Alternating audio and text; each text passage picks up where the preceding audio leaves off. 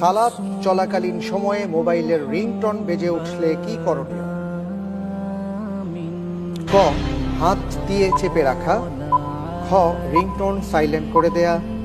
গ, phone receive করে রাখা। খ, এ বিষয়ে ভ্রুক্ষেপ না করা। জি আলহামদুলিল্লাহ, এটার উত্তর হবে খ, রিংটোন সাইলেন্ট করে দেওয়া। লক করে দেব। ফ্রিজ করে দেয়া হোক। খ, রিংটোন সাইলেন্ট করে দেয়া।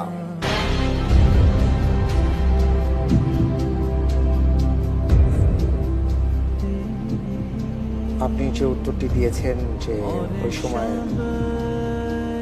টোনটাকে আমরা সাইলেন্ট করে দিব, এতে নামাজের ক্ষতি হবে না? কিন্তু ফোন বাজলে তো নামাজে এর চাইতে বড় ক্ষতি হবে, মানে মনোযোগের ব্যাঘাত করবে। আপনার উত্তরটি সঠিক হয়েছে। আলহামদুলিল্লাহ।